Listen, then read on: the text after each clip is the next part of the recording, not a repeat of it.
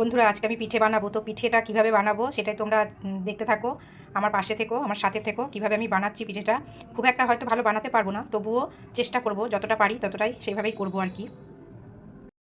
এখানে আমি 2 প্যাকেট দুধ নিয়ে নিয়েছি। দুধটা এখন ভালো করে জাল দেবো।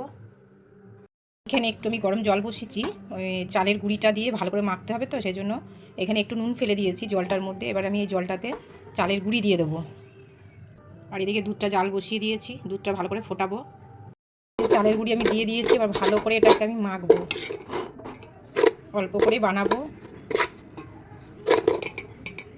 চাল গুঁড়িটা কিন্তু আমি মেখে নিয়েছি।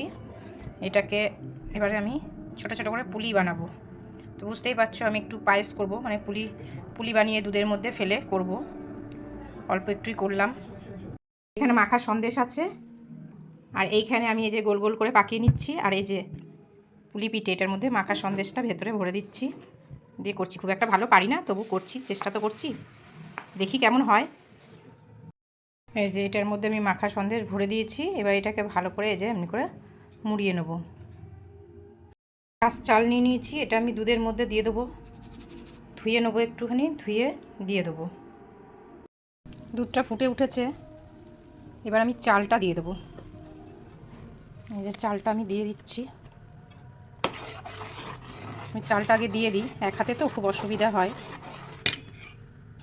তো এই কটা হয়েছে আমার পুলি পিঠে। এই যে এবার আমি দুধের মধ্যে দিয়ে দেবো। দুধের মধ্যে চাল তো দিয়ে দিয়েছি, চালটা একটু সিদ্ধ হলে এগুলোও দিয়ে দেবো।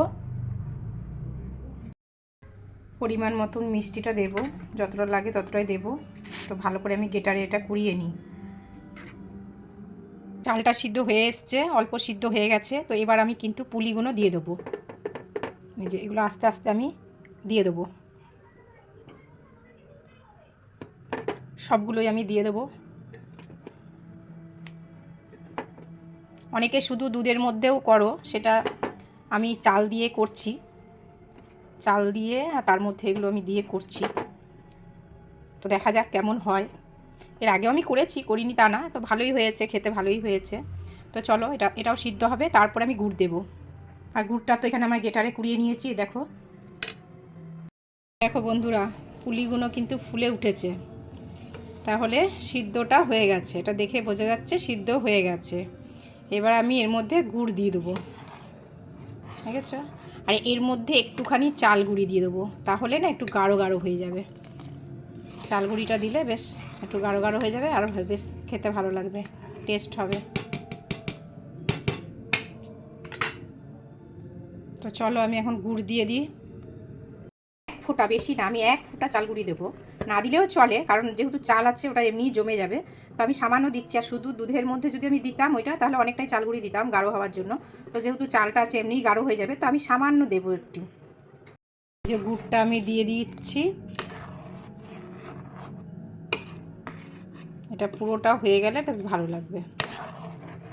আমি কিন্তু একদম সামান্য একটু চালের গুঁড়ি দিয়েছি, বেশি না, 1 ফোঁটা দিয়েছি। বেশি দিলে না একদম বেশি চাপ হয়ে যাবে, ওই জন্য 1 ফোঁটা দিয়েছি। তো বন্ধুরা, দেখতেই পাচ্ছ আমার পুলি পায়েস কিন্তু রেডি একদম। এবার নামিয়ে দেবো, হয়ে গেছে। এই দেখো একদম রেডি। কেমন হয়েছে তোমরা বলবে। তো এটা লাল হয়েছে, যেহেতু মানে ক্যামেরাতে জানি না, একটু সাদা সাদা লাগছে। তো গুড়ের পায়েস তো বেশ একটু লালই হয়েছে, গুড়ের পায়েস তো লালই হয়। এই দেখো, এবার টেস্ট করে দেখুক কেমন হয়েছে। নাও টেস্ট করো এবারে, কেমন হয়েছে। ভালো হয়েছে। এবার আমি একটু টেস্ট করে দেখি। একটা পুলি নিয়েছি, আর এটা বাসি খেতে বেশি ভালো লাগে। আর এগুলো কিন্তু, এটা কিন্তু গুড়ের থালা, যেহেতু এই যে গুড়। তো দেখি কেমন হয়েছে। গরম, খুব গরম,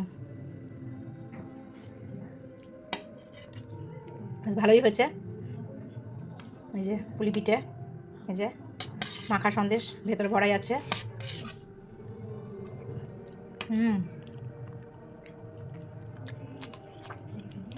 দারুণ হয়েছে।